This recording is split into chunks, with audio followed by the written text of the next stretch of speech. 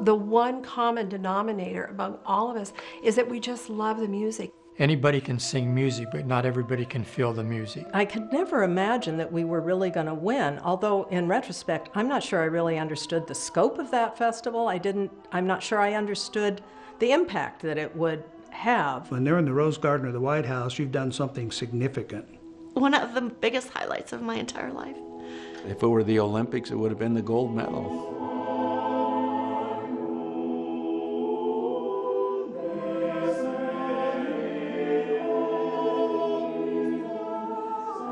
I finished my degree in conducting, Master of Music from Northwestern University. I was 22 years old, just married to Melinda Murray, and so we arrived in Bakersfield in 1959. Well, in September, on my third year of teaching, I received a little yellow postcard in the mail, and it said, "How would you like to take your choir to Europe?" And I said, "Why not?" He answered everything, and of course, he decided to turn it in, and then they asked him to send in an audition, and next thing you know, we were auditioning for the Eisteddfod. Originally, it was going to be a short tour. It was going to be 4 weeks. It was going to be over and back and sing in all these great places. Then we added going to the Eisteddfod as audience, and then slowly it morphed into the going as participants. The Eisteddfod was a competition that started in 1947, an international competition for world peace. It was the world's largest and most prestigious choral competition at the time. The participation was really the most important endeavor, actually, to sing, with some of the finest choirs in the world. There was no possibility of winning. The idea of competing, that sounded really exciting, but I had no concept of what the Eisteddfod was going to be.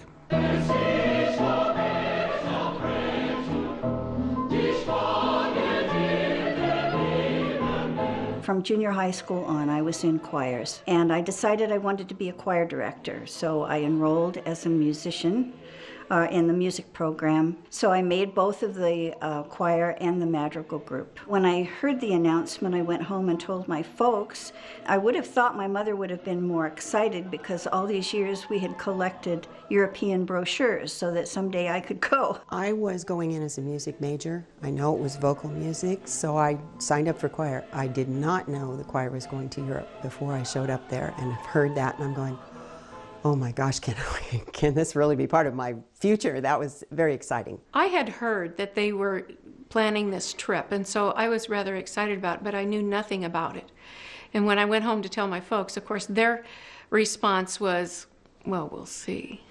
I was looking for kids that had, obviously, good voices and a little bit of musical background. But I was also looking for kids that seemed excited about the project, kids that were industrious, kids that could work hard, kids that also would be willing to put extraordinary amount of effort forth.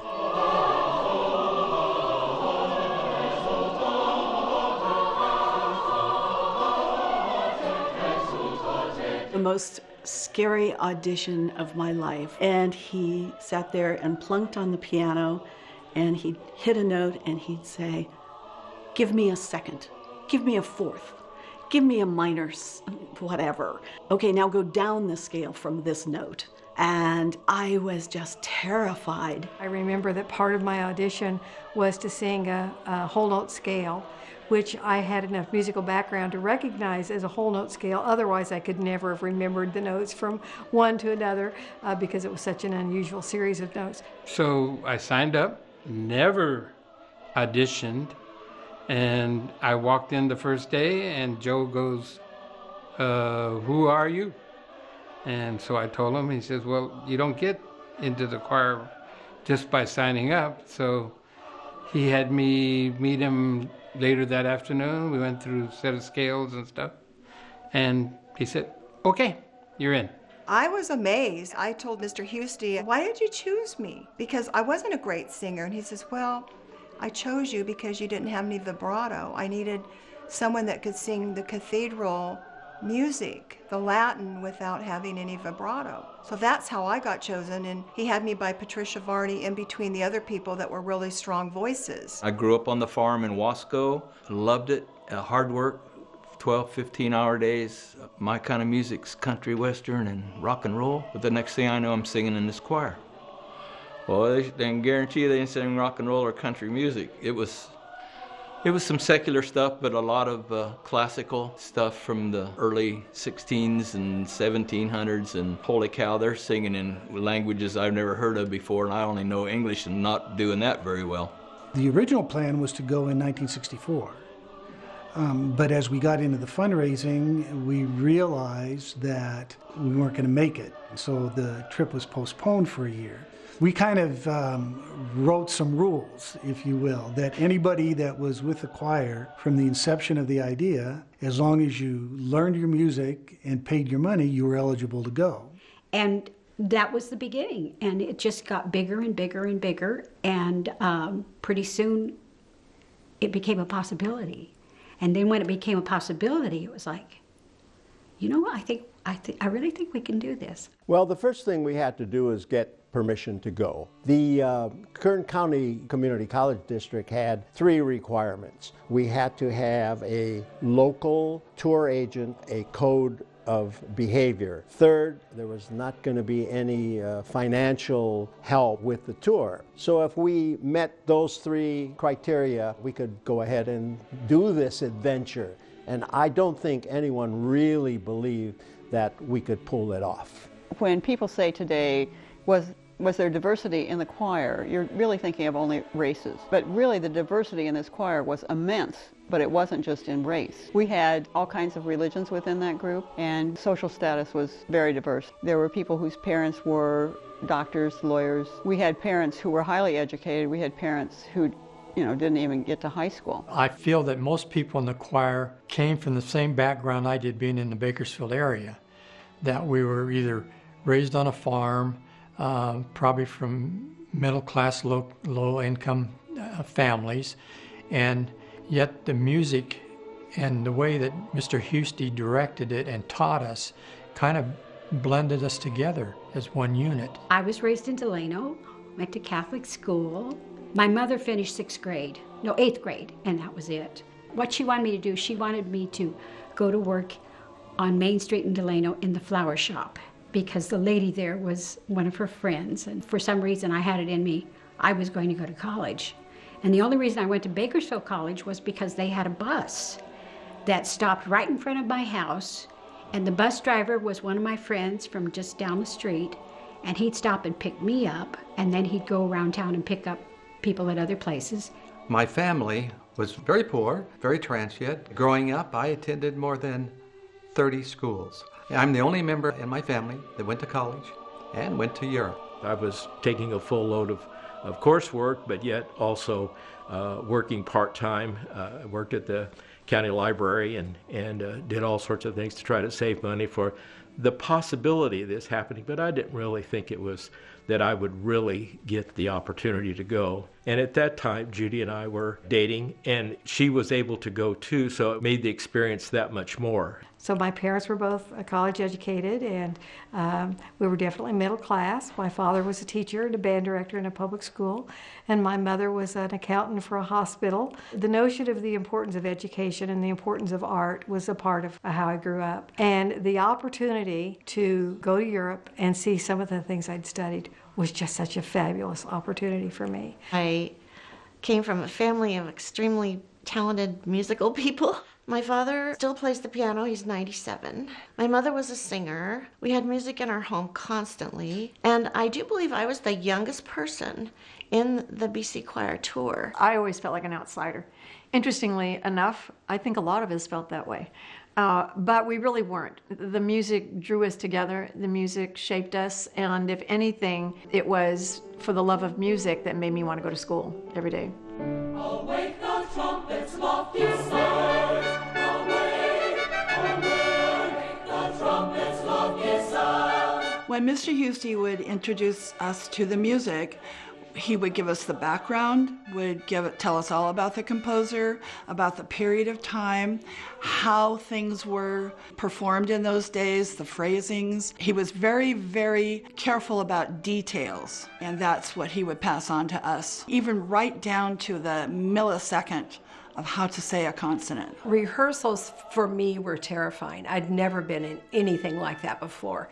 Every minute was used. There wasn't 1 minute when we weren't working. He involved us in every aspect, even if he was working with one section. He would say, everybody sing the bass part. We had to listen to each other, and we had to know the music, and it made a wonderful balance. Joe Husty was an exacting and demanding conductor, but motivating at all times. So it was always the feeling of we needed to be on our toes, at our best, trying the hardest. There was never any fooling around. This was not a light-hearted endeavor, but it was approached with great seriousness. I loved it because my background was classical piano, so it suited me just fine. He would explain to us what a Renaissance tone was. He would explain to us how we had to have the inner pulse in the music, how Baroque music had to move, and where it breathed and where it didn't. And when we didn't reach that bar, he was upset because we weren't giving the music our best. And frankly, it's not easy to satisfy someone who wants the best from you at all times. Nothing was extraordinary about either the auditions or how we were proceeding. It was just normal practice. We were going to work hard, and I was going to push the kids as hard as they wanted to be pushed. I remember one of the first rehearsals where he really basically said, if you want to sing terrible music, go turn on your radio. But in here, my job's to expose you to the best choral music that's been written. And the best choral music that's been written, much of it's for the church. And if you have problems for that, then there's the door. You can leave. Joe taught us to learn the piece of music from the back. You learn the end. You learn where you're going. And then you learn the first part of the music. There was not one song that we sang or performed that we didn't know what we were singing about, even though it was in another language. Mr. Husty would point to all of us at times, but yeah, he'd point to me if I was not singing the right vowel, or perhaps I was on the wrong note, or but he could hear, and he could listen, and he could tell if you were off. And he could also tell you if you were on. He'd use you as a positive example for the rest of the choir. I was always on pins and needles that he would point at me to say, the vowel's not right, the pitch is low, or whatever. It didn't happen very often, but I was always very afraid that I'd be the guilty party. So I was on my toes every second to do the very best I could do. There was a level of excellence that we achieved every day in rehearsals, and going over and over and over certain phrases to get them just right was something I began to appreciate, and I began to love rehearsals. What we had before us was an unattainable goal, but we all knew that we were willing to work for it. If we could do our very best and learn what that is and what the experience is of working hard to do your very best, that would be sufficient. We didn't have to win any prizes. We didn't have to compete. We were really competing against ourselves and not competing against all of the other choirs. I think the most significant piece of music for me that we sang on the tour was O Magnum Mysterium.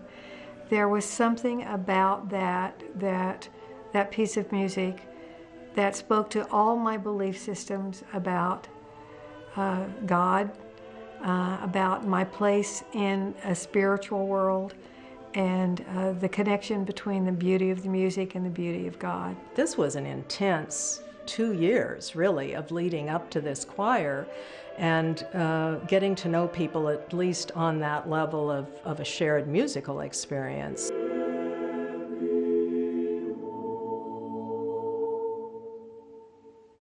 The currency of 1960, we only needed $54,000, but in today's world, it would be almost $500,000. That's a lot of money. The fundraising was extremely arduous. From the concept through the execution was really done by the students. They were such big projects that it seems like someone from the faculty must have been guiding this, but they really weren't. The student singers were doing it, which put a lot of pressure on them, but in the end, it certainly turned out well, and it bonded us all together in a really tight-knit little organization. We would get together at Joe's house. Joe would cook hot dogs in the backyard. Melinda made so many cookies. She must have made 1,000 dozen cookies over the years. And we would have these meetings, and we started talking about the possibility of raising money and so on, but it was a pipe dream.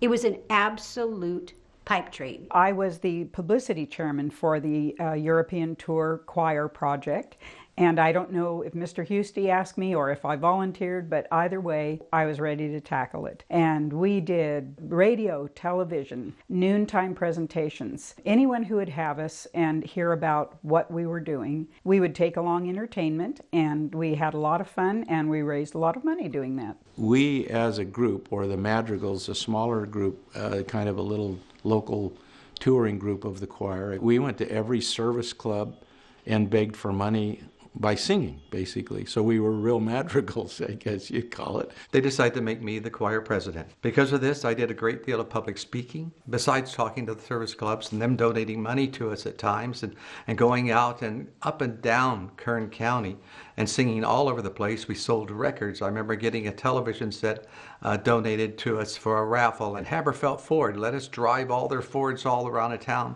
to advertise what we were trying to do. It's just a wonderful community that we had here. We did crazy things like we stuffed Volkswagens. And I remember I was near the top, and I think we could have got a few more guys stuffed in there, but somebody down on the bottom was screaming, "Oh my gosh, I can't breathe."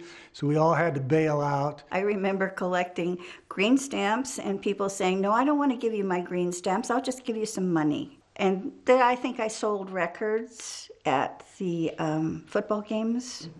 And I remember one night we stuffed envelopes late and the TV cameras were there. My parents were not financially able to support the trip. So I thought, what am I going to do? So being from Shafter, knowing a lot of people in Shafter, I went out and found odd jobs, talked to people I knew, tried to get donations. I went to the big supermarket in town, and they did a big full-page article with Ron Henson, Marilyn Bauer, and myself. Well, Wasco was about 7,500 in population at the time. There was a gentleman that owned Tops Market, Mr. Grisso, Horace Grisso, that donated $1,000 to us. My own family doctor, Dr. Max Hendricks, before I left, he told me to come over to the office, and he gave me $100. He says, "You have a good time." So this was a huge undertaking, not only to send me to college, but then when we found out about the European tour, they got the whole family involved. My grandparents back east and other aunts and uncles and neighbors and whoever. I was the first in my family to go to college, and my family was not very rich, but my mother was determined that it was going to happen.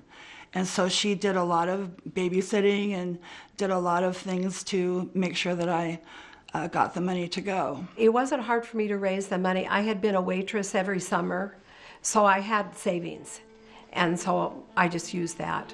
I think I became the pancake king. It seemed to me like we had 20 or more pancake breakfasts at different department stores, and they would sponsor us, and we got the money for it, but we had to do the setup and the cleanup and all that.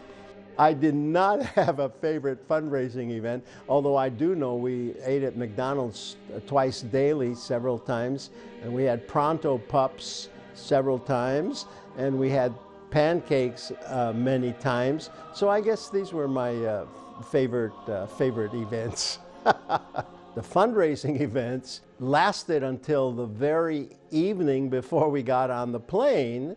We had this final fundraising event on TV, trying to raise enough money to get the final 3 kids to go. I was involved in fundraising to a small extent because I was working 40 hours a week and carrying 16 units and practicing my saxophone and singing in a barbershop quartet and other things. And we did, I don't know, over 100 and some performances for fundraising this last 18 months. And on top of that, Laurel and I were putting the finishing touches on our wedding plans, and that happened 2 days before we actually left for Europe. From this point of view, looking back, thinking, how on earth did that young girl really pull all that together to be planning a wedding and 2 days later leave on a 6-week tour? And so the trip was a honeymoon in my first marriage. I actually got a little lecture both from my minister and my mother that I was being too consumed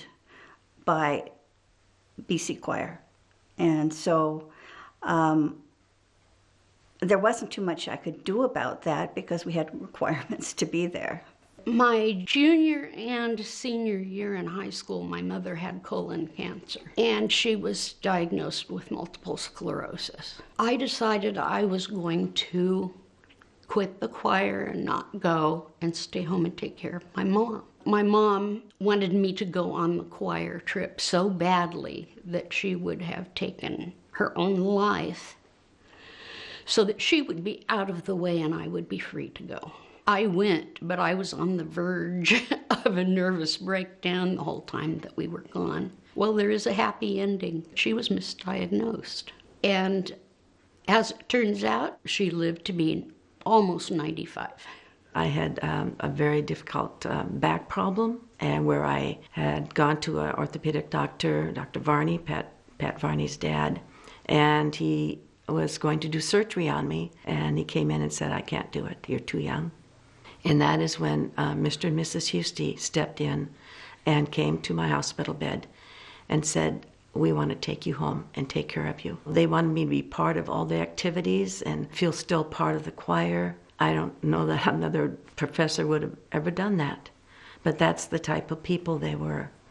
We had to sign a code of ethics before we left on the trip. Fortunately or unfortunately, I did break a couple of them. Obeying the rules was part of who we were as a choir and our commitment to one another.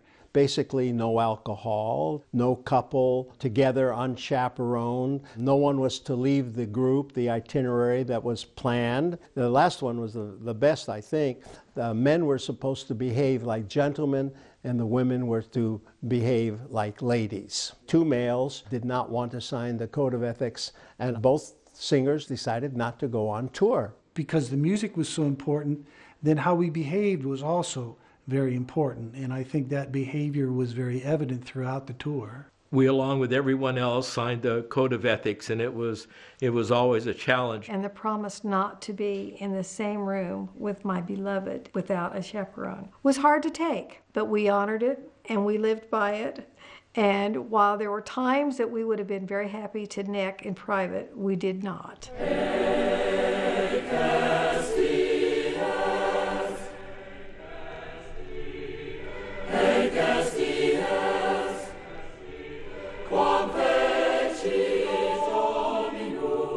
The tour was a dream come true. I was sitting with Ray Petty when we took off from Bakersfield, and I just burst into tears because it happened.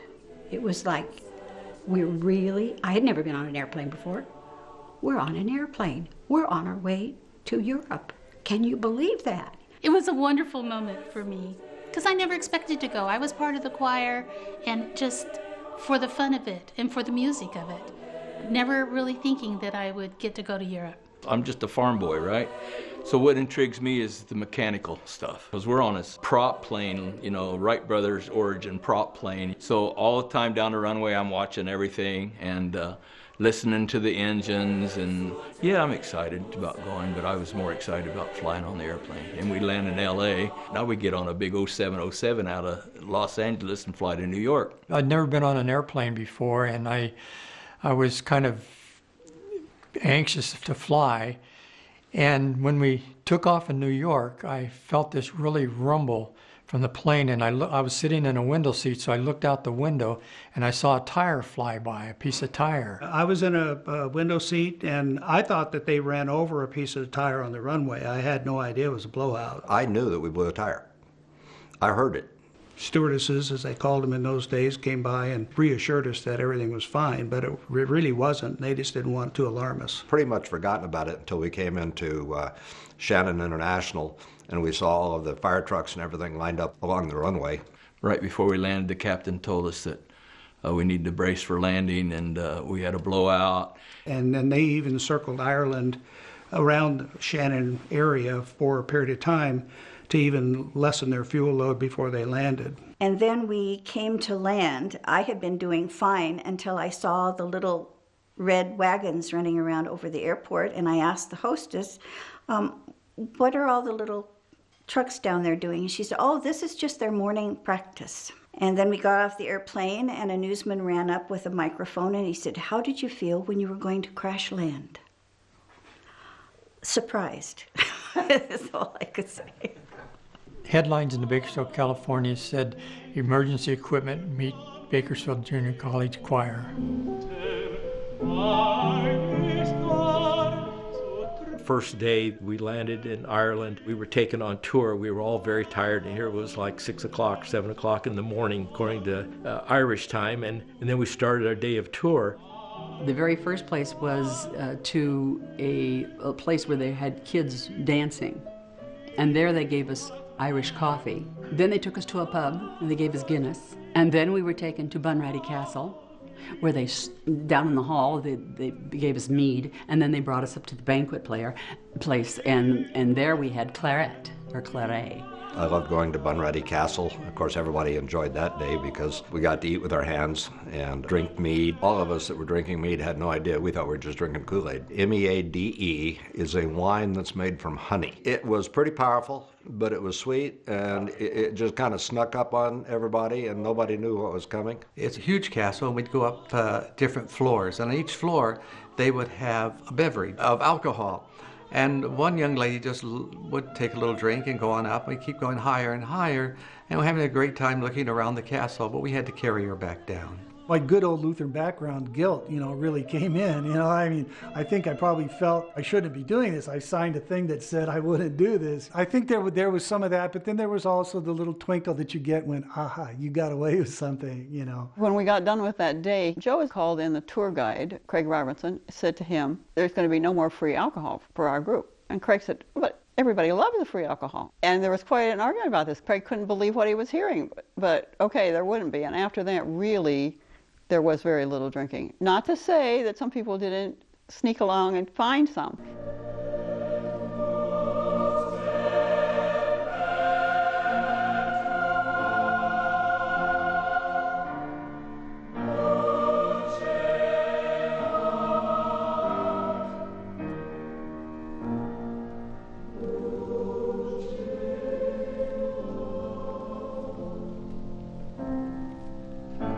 I had to kiss the Blarney Stone.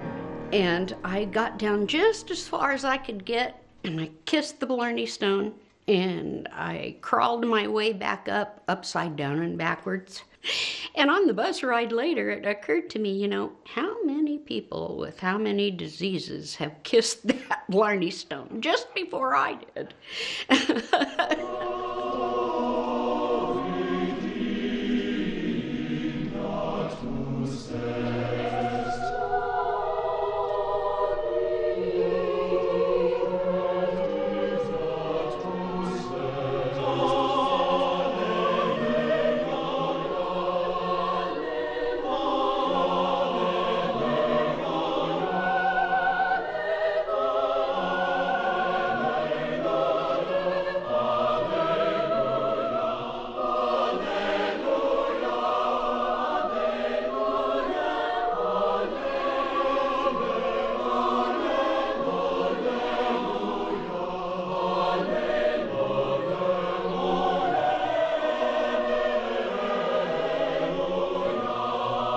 The 4th of July, I'll never forget that, because we were in London and we walked over to Hyde Park and there were anti-American speeches going on.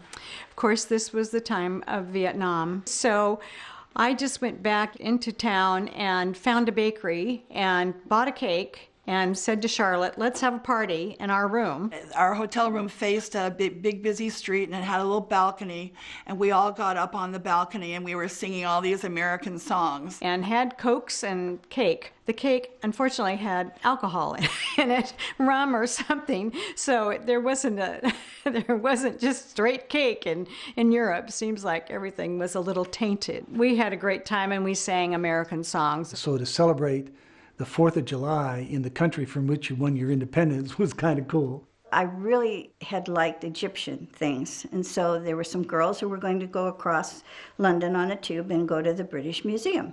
I got there and I rushed to the Egyptian section, and there was a nice polite little white note on the door that said, "Closed, cleaning the mummies."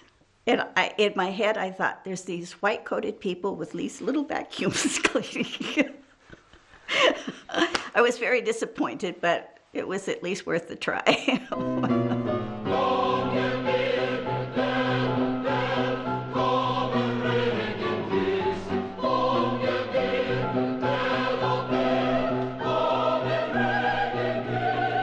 We had done over 100 concerts before going to Wales, plus the times that we had spent the 2 weeks before the competition. And we knew the music so well, but just by doing the music well and doing all of the notes correctly, all of the rhythm, singing in tune, you have to go beyond that. You have to seek that next level, and I think that was the wonderful thing that the choir was able to do. Well, how we got paired up with family, I have no idea. And my roommate and I, Dick Dixon, he and I went to a family called the Davis family. And they lived in a typical working class row house. We dropped off our luggage first, and then we had to rush off to a rehearsal. When we came back, Mrs. Davies had opened our luggage, had washed all of our clothes, including our underwear and socks, and ironed them, and had them all spread out. There were personal items in there, pictures, family pictures, from back home, maybe letters. She wanted to know about every single one. We stayed with a delightful couple who I thought were older then, but they were probably not so old. And they were very gracious and very tiny, and I was tripping over little footstools that the lady left around the house to step up on things, and I was falling over them, and she offered to do our laundry and ironed all the underwear and the socks, and so it was quite an experience. I stayed with a family. Their names are Rollins. They ask a lot of personal questions like how much my dad made, what did my dad do, how much it cost us to go to college. I mean, they ask us a lot of financial questions. Him being a banker, I think, is the reason that he wanted to know all these different questions, but they were really nice people. I stayed in a little tiny house owned by a lady named Mrs. Bayless Jones. We'd come in after the day's events, and she'd greet us at the door with the hot tea kettle in her hand and a platter of cookies or cucumber sandwiches, again with big slabs of butter on them. And to this day, I can just taste them when I think about them. By the time we were at our home in Wales, where we stayed, I had a very, very bad throat. And so when we left that morning to go to the competition, Mrs. Perry told me, "Don't worry, I will bring you some cough medicine." So I went to the bus, and she brought a big black bottle full of stuff. And I said, "How many teaspoons?" And she said, "Oh, no, just take a swig." So I did, and lo and behold, my throat felt a lot better, and I felt a lot happier. It wasn't until later one of the guys grabbed my bottle and said, "This is kind of some percentage proof," that I realized I had broken the requirement for no alcohol. But I kept it because it was helping me get through the competition. Llangollen was a very small village. It was raining a good deal of the time, and it was cold, but you'd see people in costumes and their voices singing here and there with different kinds of interpretation. That's what I remembered. The Spanish group sounded so different to me than, say the French or others. It was interesting that they would have a different interpretation of music than we did. I think the most startling thing to me was walking around the festival grounds, and the local kids were trailing us as if we were rock stars and asking some of the most astonishing questions. I remember one kid coming up to me and saying, "Does the stage still run west from New York? And are you still fighting the Indians?" Which I thought, they're watching American TV, and that's how they think they know Americans. Asking for autographs, it was as if somehow we dropped into another world. Prior to going up on the stage to perform, every choir got to go up and look out. This gigantic tent is like 3 big circus tents all sewed together, kind of across like a medieval church would be, for instance. And 10,000 people fit into this place. We were singing against some choirs that were professionals. The communist choirs, there were 2 or 3 of those in the competition, they practiced 8 hours a day. And for us, some of us, it was just a music class at junior college and 2 units. I was just happy to be there, happy to be selected. But it's a credit to the kind of talent that we had in the choir that they could compete on a world stage. Well, it's a big deal. Walking onto the grounds, all of the other choirs from around the world that were there. So we knew that there was some pretty strong competition. We were entered into 3 categories at the Eisteddfod: the folk song competition, the solo competition, and the mixed choirs, the highest competition. The madrigal group. The strength of that group actually was the diversity of the personalities. No 2 of those singers were exactly alike. They were all very talented.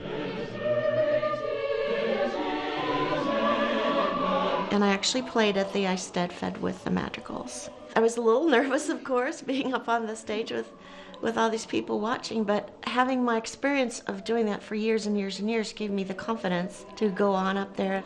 We were dressed in the pioneer Western outfits, and it was delightful. We were fortunate enough to have Ray Petty. He actually was in first place in the tenor division, and Patty Varney finished second of the mezzo-soprano competition.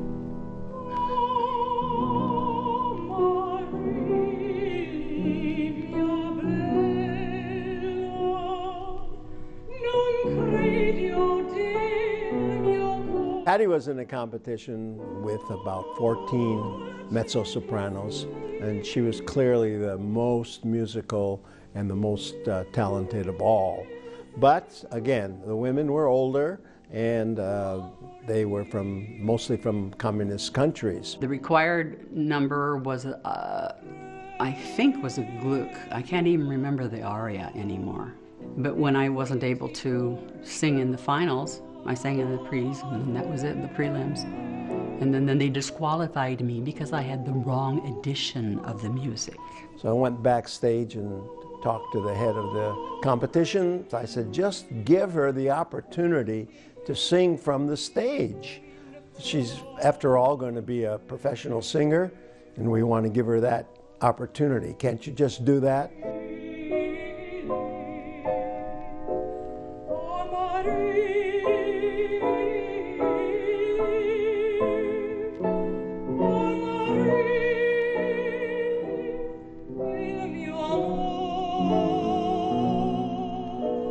The comment that the judge made to me was that you're Americans, you understand.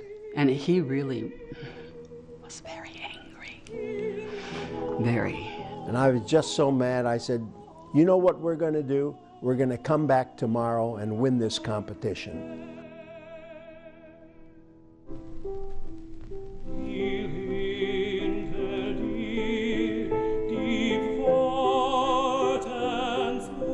Ray Petty was one of the most deserving and polite and talented kids that I've taught in a career. Ray had the ability to sing with this beautiful, natural legato.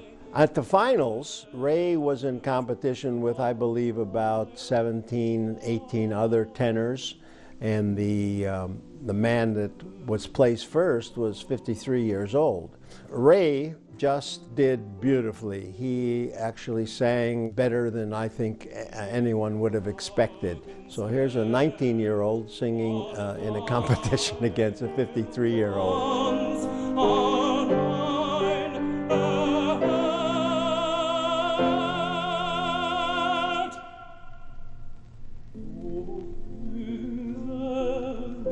Because of the age difference, and I think they even mentioned it from the stage, they wanted to give it to an adult singer rather than perhaps the best singer in the competition.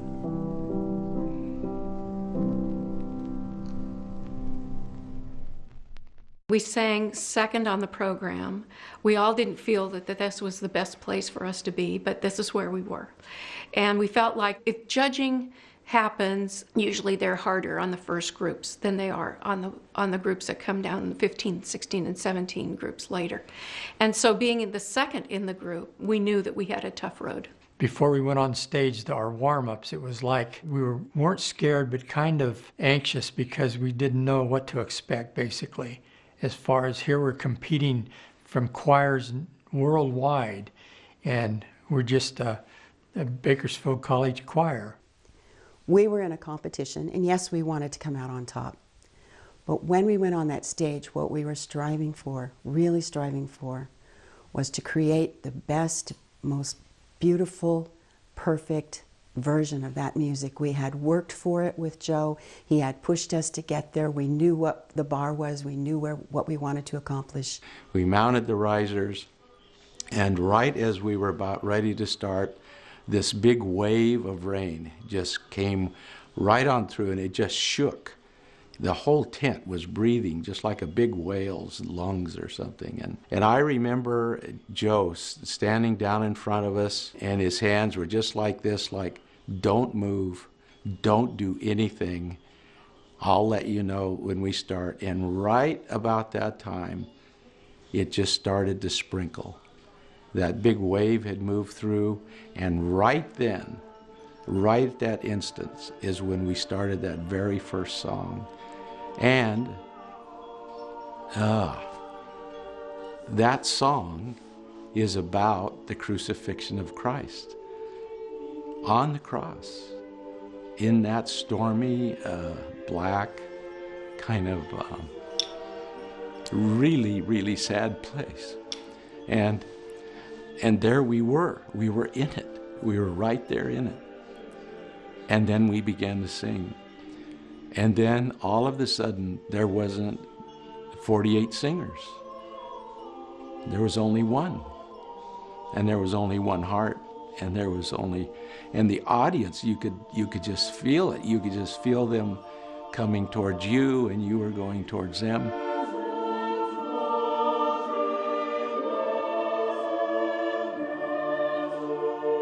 And when we finished that song, there was total silence except for the raindrops on the tent. And it lasted seemingly forever. It probably was maybe 4 or 5 seconds. But no one knew what to do. We stood absolutely still, and then suddenly 10,000 people, just like a wave, just stood up and started clapping. They couldn't stop clapping, and some were crying. I think some of us were probably teary-eyed. And of course, Joe, with his ultimate control, was there kind of trying to hold us together because we had 2 more songs to go. And that storm just passed over us. And if ever there was synchronicity in the universe, when that song needed to be sung under those conditions, for those 10,000 people plus the 48 on the stage, that was it. And in my opinion, that moment will never happen again. It was meant for that moment. It was meant for those people. And they get to take that memory on and on with them forever and ever.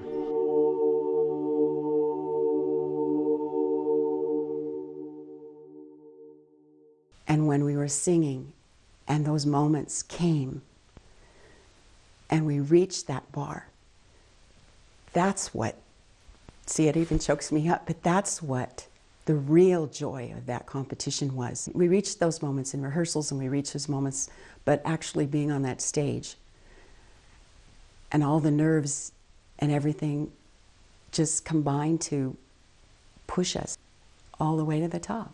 We did what we were supposed to do, and we gave the message we were supposed to give, and I was happy, and it didn't matter whether I had won or not. And it was almost as though I'm singing it, but I hear it above me. I hear it in a realm and dimension that is outside of my own self. And those moments were supernatural.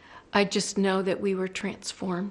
I think each of us took home with us that inner sense of knowing that something very unique and wonderful had just happened. We were second on the program, not thinking we were going to do very well. and they announced our score, and it was 89, 89, 85. We're mentally keeping track, and then they came to the Swedish choir, and they go 86, 86, 90, and the Swedish choir just erupted in cheers, and I and somebody else quickly go, they're still under, we're in first place. I remember hearing the scores being read, and we weren't being in the third place, they didn't say, and we weren't in the second place, and I was like, oh my goodness, and we were just all jumping up and down and screaming, and then they read our name. The whole choir just went complete pandemonium, yelling and screaming and jumping up and down and hugging each other. The fact that we had started from nothing and created this incredible journey and then won. We really didn't expect to win. Before we went to the Eisteddfod, no choir from the Western Hemisphere had placed in the top 10. That itself is historic. Plus, we were in the wrong division. We should have been in the youth division. We got into the adult choir division by mistake, and we won it. That's very significant. I could not believe that we scored the most points to be in first place. It was a wonderful experience. We were just stunned that we had won this. I felt like our lives had changed, but I wasn't sure how. It was unsettling, really. As soon as we had come out of the tent, and Joe talked to the BBC, the choir sang God Bless America several times, there was no time to really think about this. The trophy was still to be guarded because we had heard maybe the Welsh might try to take it back. The rumor went around, quite a strong rumor at that, was that the Welsh weren't going to let it leave. That they'd present it to us, but in some way they would retrieve it. And so I stuck it under the overcoat, and you can barely see the outline of this big bronze thing. And after we won the trophy, they treated us like royalty. I mean, they took us over to the neighbors, introduced us to the neighbors, and say, this boy was with the choir that won the championship at the Eisteddfod. Dick and I took it home that night. And so we snuck this big dragon trophy in the house, went upstairs. We actually slept with that dragon trophy between us. So it was down around our knees, but it was, you knew it was there. Boards were creaking in our bedroom. One of us said, Mrs. Davies, is that you? She said, yes, we're looking for the trophy. She says, will you bring it downstairs? And we kind of, well, okay, if we have to. So we brought it downstairs, and they sat us in front of the coal fireplace. And they opened the door, and the whole neighborhood was lined up. And then she was satisfied. And then I realized that really brought honor to her home. Later, they explained it to us. Those people could not even afford to go to the festival. They had never seen this thing, and there it was in their own neighborhood, and they wanted to touch it. There was no question in my mind that the choir was prepared. There was no question that we knew our music. There was no question that we would be able to sing really, really well. And the matter of winning a prize or having recognition was really a secondary thing. We celebrated by singing. That's what we can do. And that's what we love to do. And everywhere else we went, we sang as much as we could. Instead of trying to force our way into singing somewhere, people were asking us to go singing somewhere. And then when we got back to London, we got to sing in Westminster Abbey, and then it sank in. Then I got it. And then I knew how huge it was. It was bigger than all of us. And we were just kids. We were kids from Bakersfield. Mr. Husty told me that he would let me go on the trip as long as I rested. I took a backboard with me on the plane.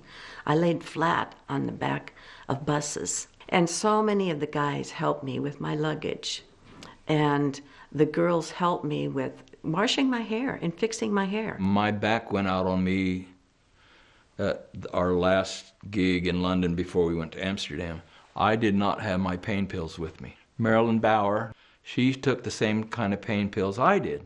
You're only supposed to take one. My back hurt so bad I took them both, and I just totally mellowed out, got goofy. After we got to Amsterdam, everybody disboarded the plane except me, because I was toasted. So it took like 4 guys to drag me off that airplane.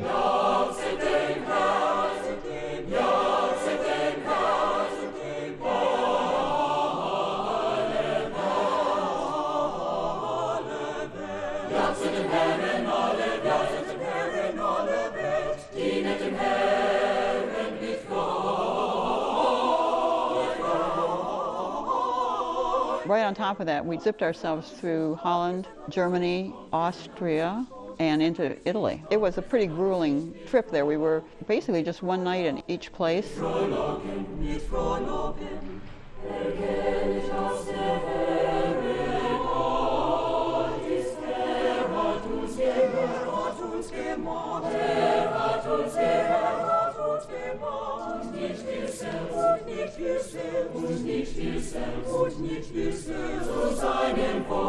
On one level, I didn't enjoy the tour very much because I was so worried about the kids. Marilyn was sick. I was worried about kids that couldn't sing the concerts. How are the buses going to be on time? Are we going to get the meal that we were promised? Here it is, 4 o'clock in the afternoon, and we still haven't had lunch. I felt very responsible for the entire group all the time. In retrospect, it's very enjoyable, but at the time, I'm not sure I was enjoying too many things. And one of the highlights of the trip was that Mr. Husty had us learn a lot of music that had been written specifically for various cathedrals.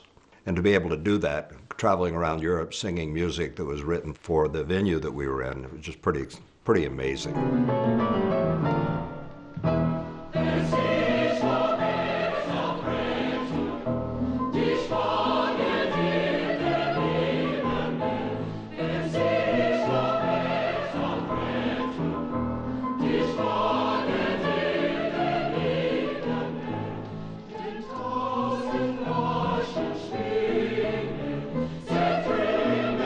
Salzburg was just so delightful to me. The city of Mozart and where they had filmed The Sound of Music, and it just was so wonderful. We even went to an outdoor concert when we were there. Do you remember all the concerts we saw? We'd go to lots of them throughout the summer. We enjoyed a night concert with the windows open in the same room that Mozart played.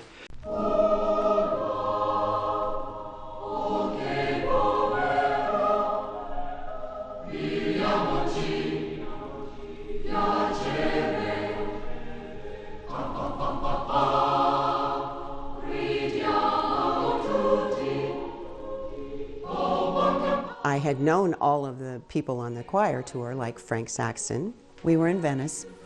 They took us on gondolas to the bus.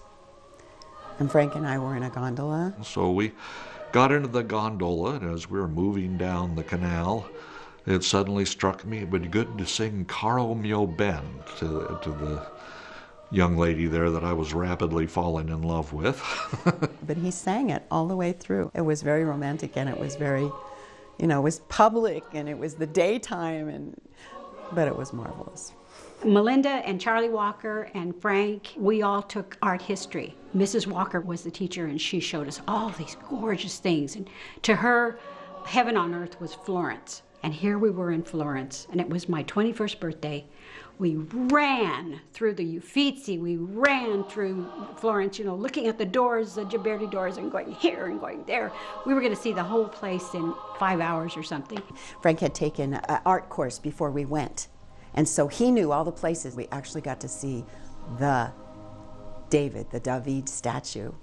And it's funny, you walk down this hall to see the David, and it's in a dome at the end. And all you see when you walk in is that magnificent statue. It wasn't until I turned around to go I realized there were all these other statues on the sides. That's pretty marvelous. In Florence, when we sang in the Carmine Cathedral, and as we were ready to start the concert, the lights went out. And Joe happened to have a pen light in his pocket, and so he got out in front of us with a pen light, and he started each piece, and then we would sing it, and then he would step back up and finish each piece. So we did at least the first half of that concert in the dark. As we sang, You could feel the music go up out of the top of your head and back into your ears. And it was just breathtaking. An incredible experience because it meant that we all really had to listen to each other, to be with each other, and it was probably, in my mind, one of the best concerts we ever did. We were singing as if it was one voice, as if we shared a brain and a heart and a voice, and we continued singing.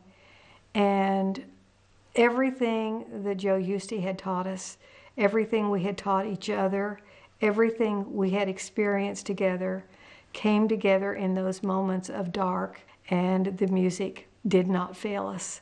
And I don't think we failed the music either.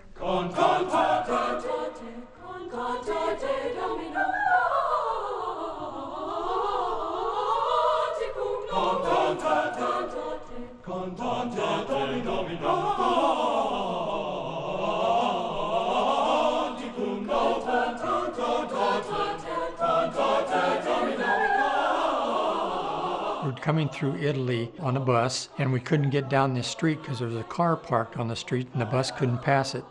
So about 4 or 5 of us fellows got off the bus, went out and picked the car up, put it on the sidewalk. The bus drove by, we got back out, put the car back where it was.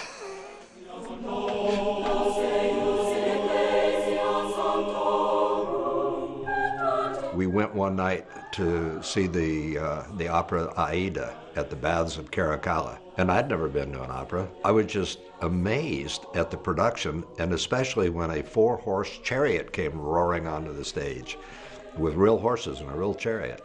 And the setting of the Baths of Caracalla, these great Roman ruins. I loved the food. It was the first time I had ever had escargot. Too cool. That was really neat. Sorry, that sounds like the 60s. Pasta, oh my gosh, I could have gained weight in Italy, except we walked everywhere, you know, sightseeing. I remember churches were open 24 hours a day, 7 days a week. And I would go out alone and go to these different churches with the sculptures and the art and the architecture. Things we had never been exposed to in Bakersfield.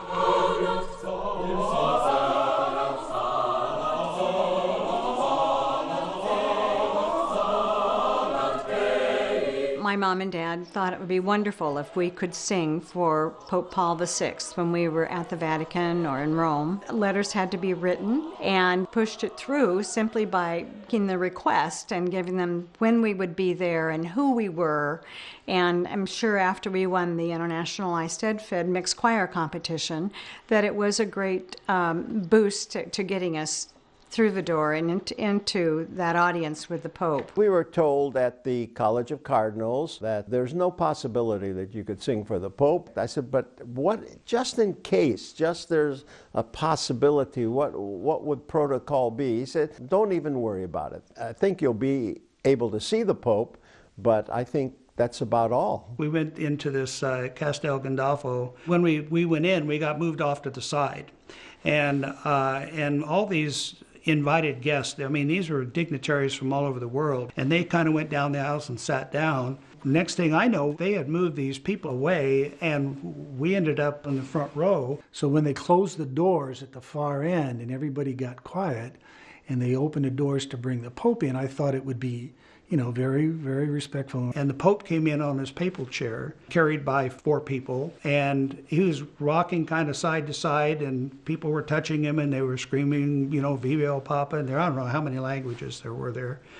And the flash bulbs were going off, and it kind of lighted his path. People were screaming and cheering and yelling, and these groups of nuns and priests from all over the country, they'd announce their names and they would cheer. And then there was a couple there from Germany in their wedding garments, and the Pope blessed them, and the crowd cheered, and somebody held up a baby. And so I was surprised by that. Everyone in the audience, there were several thousand people there, cheering him, Viva Papa, and the love that comes forth from people from all over the world that come for an audience. It's very impressive and moving. One of his attachés came over and asked him what he was going to sing, and Joe gave him a piece, and he goes, oh, da, da, da, and Joe said, yeah, and he says, no, that's too somber, you have to sing something else. A little while later, he came back, and his quote was, His Holiness has asked you to sing another piece. Following O Magnum Mysterium, the Pope came around his platform and was walking towards us. He must have been 6-8 feet from the choir, very, very close. Pope extended his hand. I was supposed to kneel down on the pillow and kiss his ring, but he stuck out his hand and I just took it and shook it.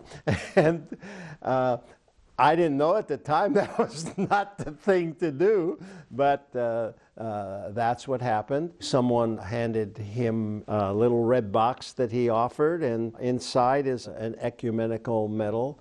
It was quite an honor to receive that. Immediately following that, sang the Cantate Domino of Schütz. It was quite an experience, quite a humbling experience. We talked about it for days and days, and literally years and years.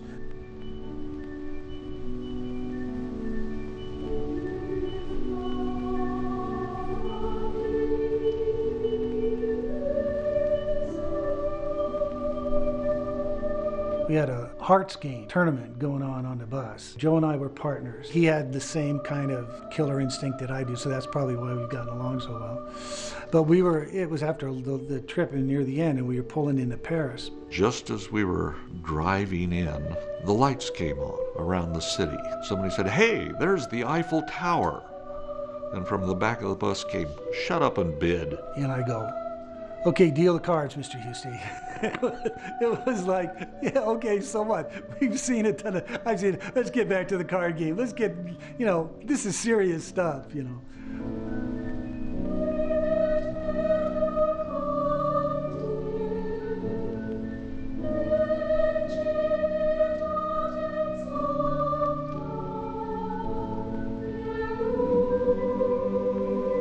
While we were at Versailles, we got the news that we were going to be going to Washington, D.C. And I remember thinking of how exciting that was. How was this happening? But the answer was it's all taken care of, which it turns out it was.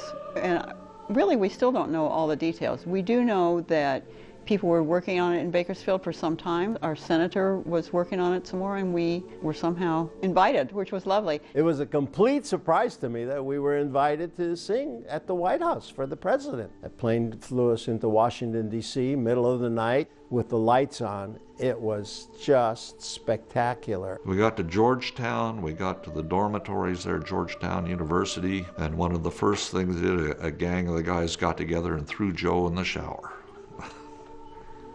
But they took us on a nighttime tour of all the monuments, and the monument of Iwo Jima just took my breath away. And the memorials are lit at night, and they're absolutely gorgeous. And I was so proud of what we had done as a choir.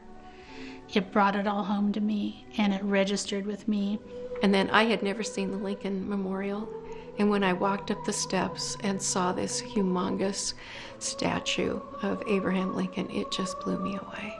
But the contrast between Europe and their architecture and coming back to the States was just a stark contrast. I'd always wanted to see Washington, D.C. and see the wonderful monuments. As we got off of the bus, entered the Rose Garden, it was really an amazing thing. Singing in the Rose Garden was just a topping of the whole trip.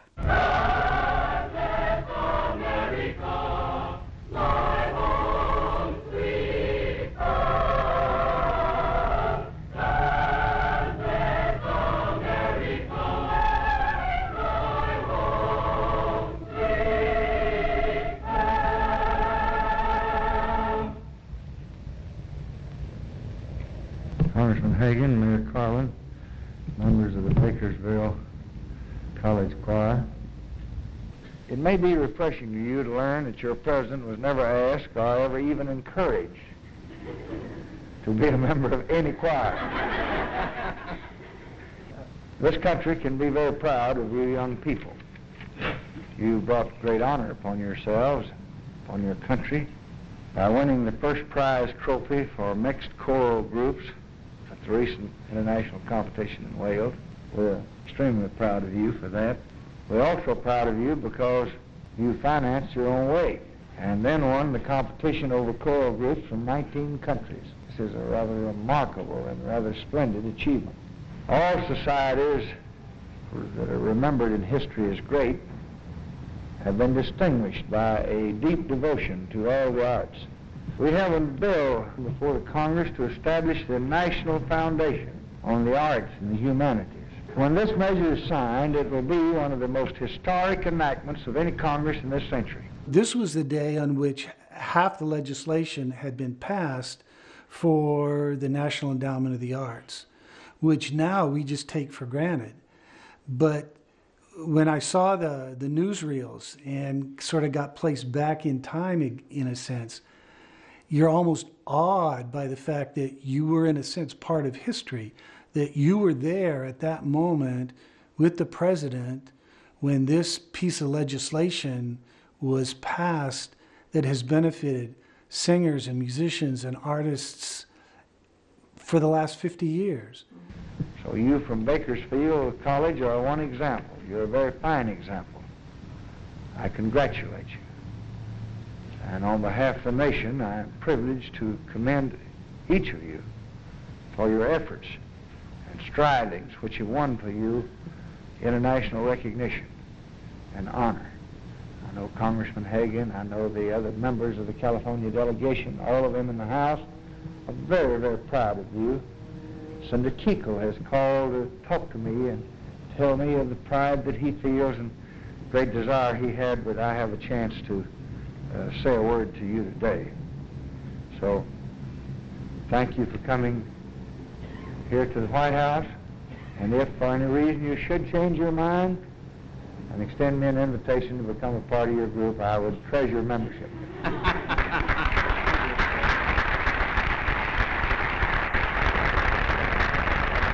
Our daughter Heather had been brought to the White House by her grandparents who had been watching her that summer. And once President Johnson had gone to shake hands with everybody, my dad handed her to Joe, and so Joe was holding her when Johnson turned back around, and he went up to her and said, "Do you have a kiss for your president?"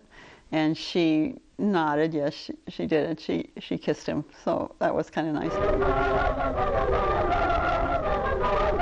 And he really was bigger than life, certainly bigger than probably anybody in that group, and I looked at him and I said, "He's got the biggest ears." I didn't say it out loud.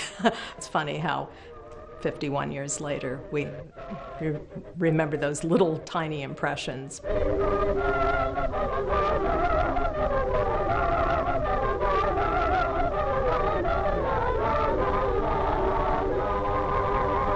Next day, the choir took off, I believe, from Baltimore to fly back to Bakersfield. Joe went with the choir to the airport. Before they got on the plane, they sang the Leccan benediction to him. I'm sure I left in tears. I have a very strong personal feeling towards every one of the kids that went on the tour. Some of those students that we had spent 2 years with, we wouldn't see again for over 50 years.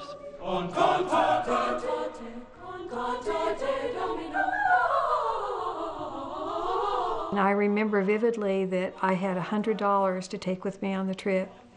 Was very, very careful with that $100, and I came home with 10. I spent $90 in cash on a 6 weeks trip.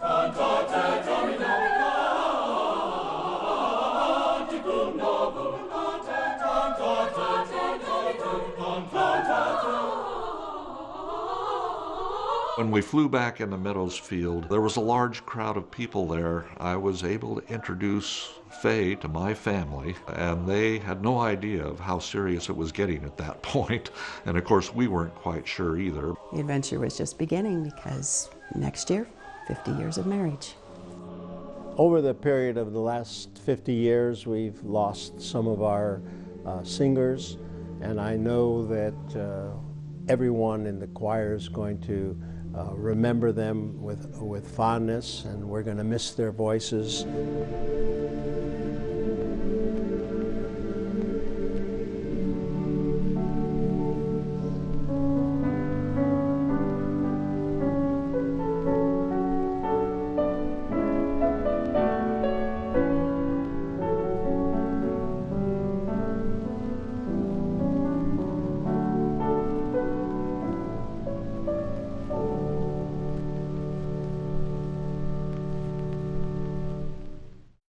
Local choir group reunited after half a century.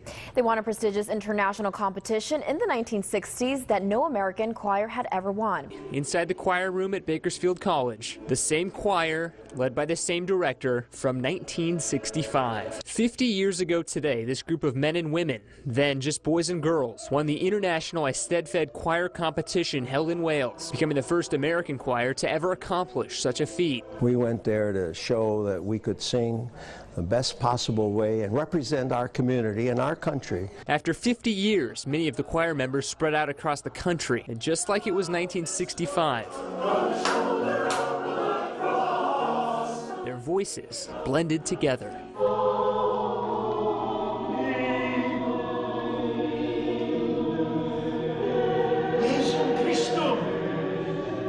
When we came back 50 years later for our 50th reunion and we sang for the first time, it was that same sound. We just had tears coming down our eyes, but he continued to work with us. It was like we were morphed back to that time and place and that sense of connecting to the music and to each other as though time had not even taken place. The feelings were the same. There was nothing changed, basically. It just seemed to be the same people that I went to Europe with. The bonding was caused by being so close and so dedicated to what we were trying to do. It made a family out of us, like a brothers and sisters. In fact, we use the term Dragon Brothers and Sisters. When you compare what we had in 1965 and relate it not only to this weekend, but to last year when we had the 50-year reunion, it was astounding how quick it all came back and how the memories flooded. Last July, when we got to this reunion, we became family. You got it? Because now we can talk to each other, we see each other's kids and pictures, and we just got to visit, because we never got to visit when we were in college choir. We were too busy working. So we visited, we laughed, we sang, we cried, and now here we are back. We're family. And when we sat down and we started to sing, and that spirit just washed through us all, and the notes and the rhythms, and then there was that something else, which happens when you're together with people that feel it too, that are reaching for the same vision, the vision that Joe laid out for us. You can have really great singers and they can do a very fine job, but you have to have that catalyst, that director who moves you into the vision. And he did. And we still have that vision, and that's what holds us together, and we will come from long distances to experience that again.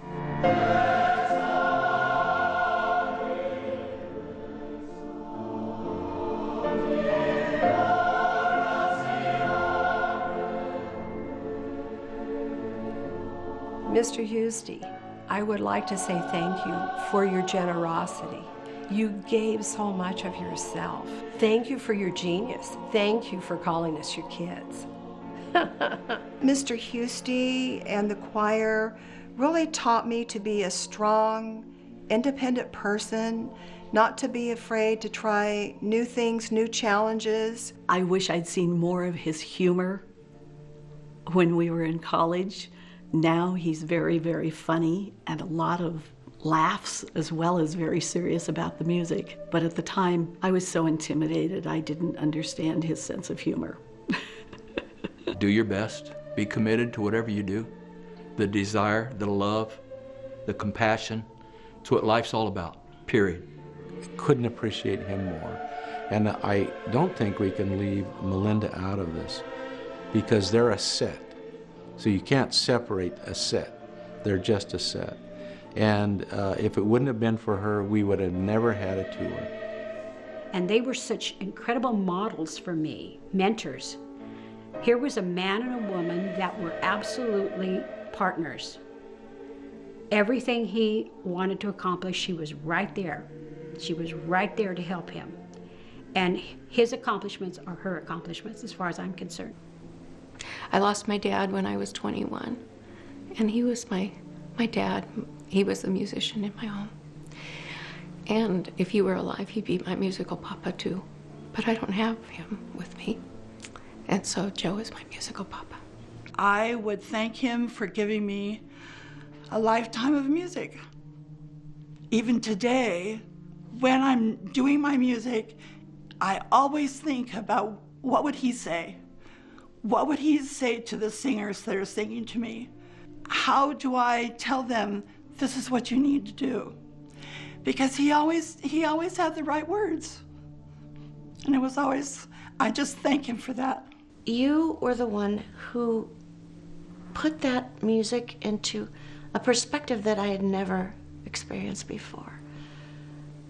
And it gave me a great, great drive, a great determination to be the best that I could be and to train other people to do the same thing. It's a legacy.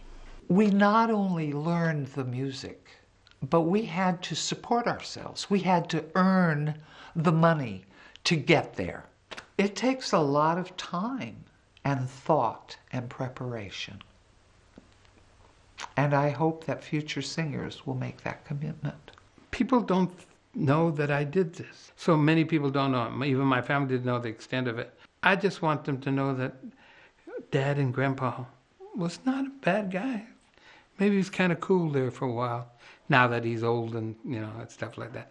That maybe I did something with my life that was something different from other people. Believing in ourselves, believing that we can do this. And we did.